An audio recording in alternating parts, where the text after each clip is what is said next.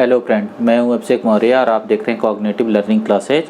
और ये cognitive learning में हम बायोलॉजी लेक्चर सीरीज को स्टार्ट किए हुए हैं। इसमें आपको बायोडाइवर्सिटी मैं करवा रहा हूं और इस बायोडाइवर्सिटी में जो लास्ट टॉपिक हम लोग डिस्कस कर रहे थे वो था एनिमल किंगडम। एनिमल किंगडम में भी जो हमने अब तक डिस्कस किया उसमें बेसिस सब क्लासिफिकेशन और डिफरेंट फाइलम। अभी तक जो फाइलम हमने डिस्कस किया है उसमें पोरीफेरा, निडेरिया, टिनोफोरा और कुछ आपको बेसिक कॉन्सेप्ट बताएं जो इन फाइलम के डिस्क्रिप्शन में हमें चाहिए। तो आज हम नेक्स्ट फाइलम पे चलते हैं। आज का हमारा जो फाइलम है वो है प्लेटीहेल्मिन्थिस।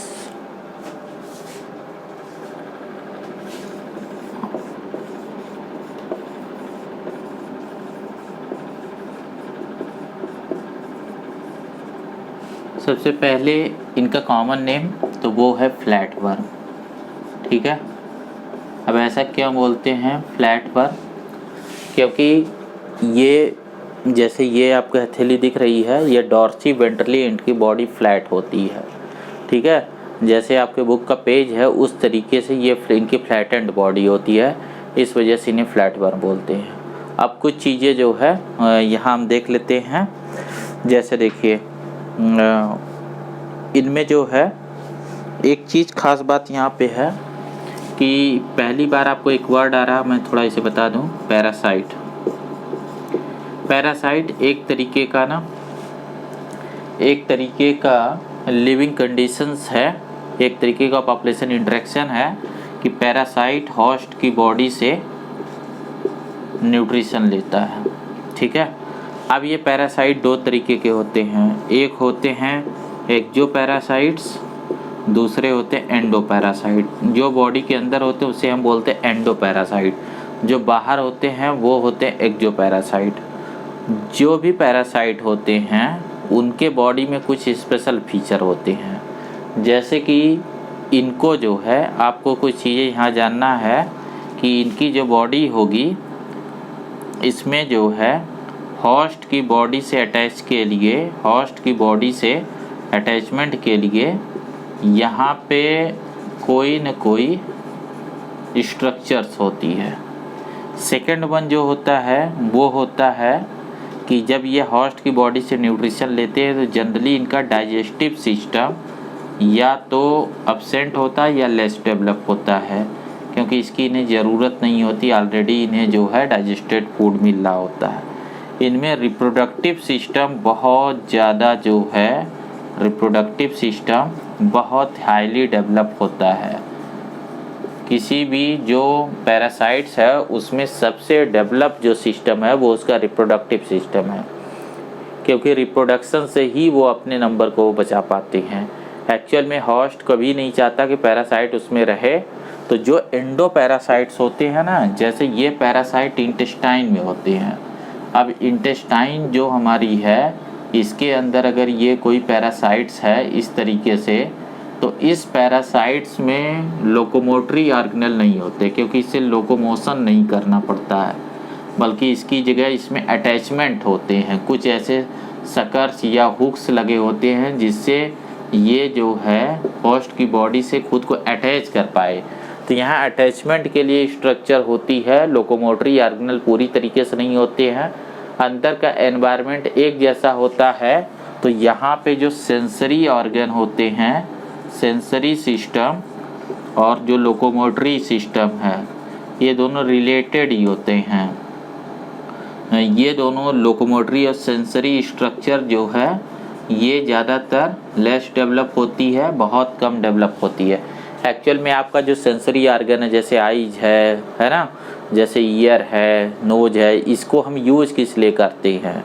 अपने मोशन में। आपकी आंखें बंद हो तो आप प्रॉपर चल नहीं पाएंगे, आप अपने सराउंडिंग को नहीं जान पाएंगे। तो इनकी सराउंडिंग में चेंज ही नहीं होता, तो जनरली इनके यहाँ ये सारी चीज़ें एब्सेंट होती हैं, ठीक है। तो पैरासाइट से रिलेटेड यहाँ का जो फाइलम है इसमें जो है बहुत सारे इसके मेंबर पैरासाइट्स हैं। जैसे आपकी बुक में जो दो एग्जाम्पल दिया गया है इस मेंबर का, वो देखिए क्या क्या है। वो एक तो मेंशन किया गया है टेपवर्म, जिसको टीनिया सोलियम बोलते हैं। यहाँ पे टेपवर्म लिखा है तो आप टेपवर्म ही जानिए, ठीक है।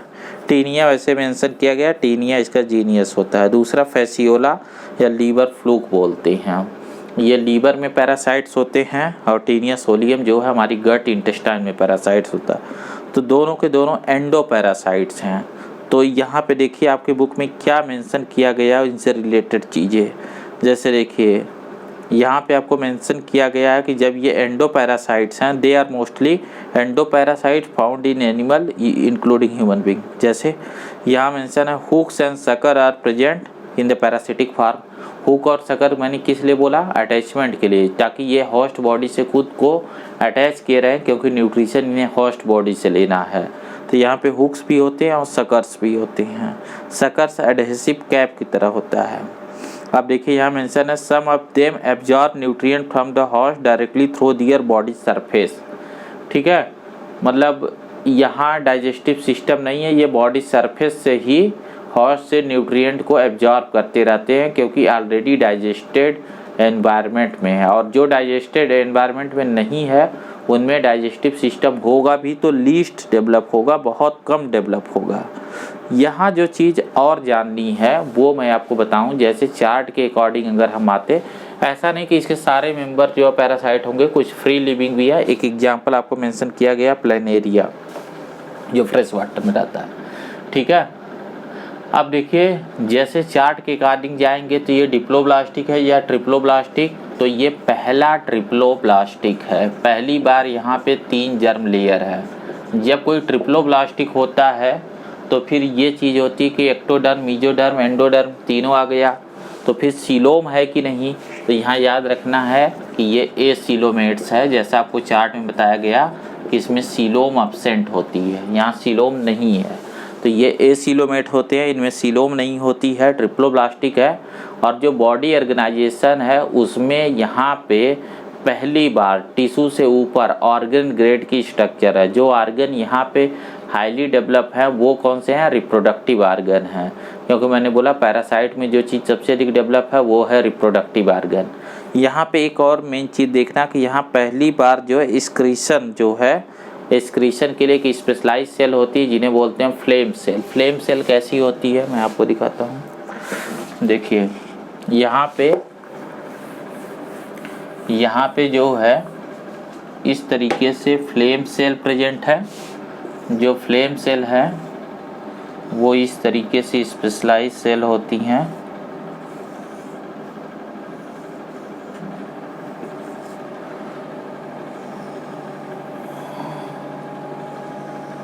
देखिए ये सेल है, यहाँ पे फ्लेम जो है एक सीलिया होता है, टफ सीलिया, ये सीलिया होती है, इसी सीलिया को हम फ्लेम बोलते हैं। फ्लेम जैसा इसका रिजेम्बलेंस है, ये सेल है, ये इसका न्यूक्लियस है, तो इन सेल को हम बोलते हैं यहाँ पे ये फ्लेम सेल।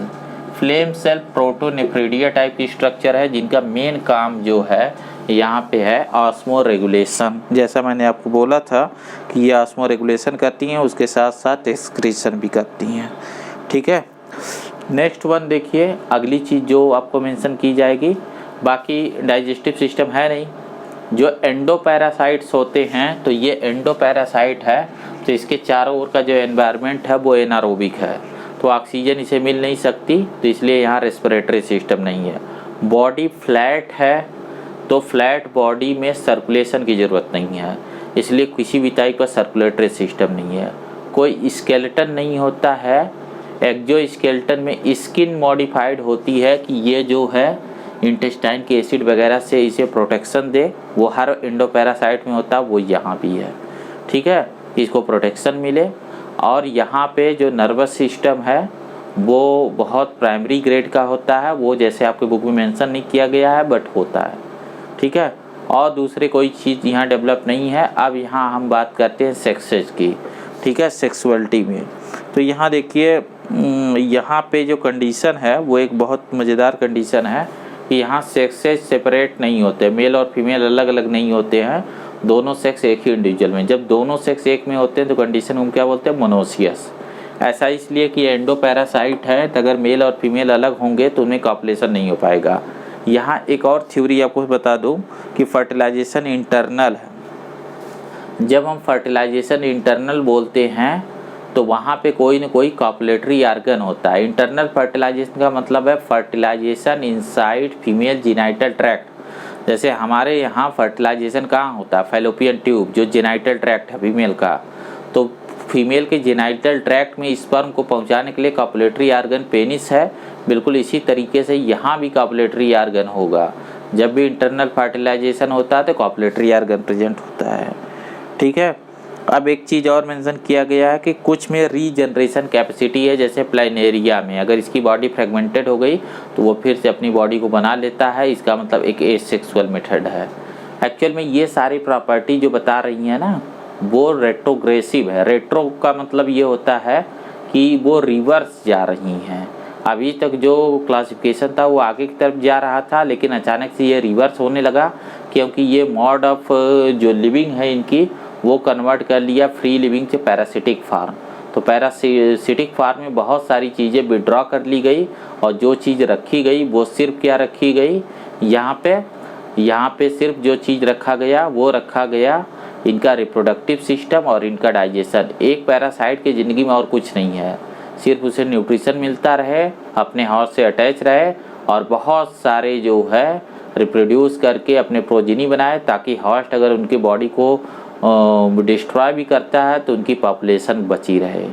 तो फ्रेंड ये है आपका फाइलम प्लैटिहेल्मिंथेस। यहाँ ज़्यादा चीज़ें नहीं पूछी जाती हैं, यहाँ 3, 4, 5 फैक्ट है वो सिर्फ आपको ध्यान रखने हैं और वही फैक्ट पे क्वेश्चन होगा। मैं जितना बता रहा हूँ क्वेश्चन सिर्फ इतने से होगा। पूरे एनिमल किंगडम से सोचिए सिर्फ 2 क्वेश्चन आने हैं, तो आप बिल्कुल एक्स्ट्रा मत पढ़िए, जितना आपके बुक में लिखा गया उसी को पढ़िए। जब आप क्वेश्चन को देखेंगे नीट के ओरिजिनल पेपर में तो आपको समझ में आ जाएगा कि आपको ज़्यादा नहीं पढ़ना था। अभी पढ़ने के लिए बहुत सारे चैप्टर हैं, उसमें हम देखेंगे। अब हम नेक्स्ट फाइलम को डिस्कस करेंगे अगले लेक्चर में। Thank you.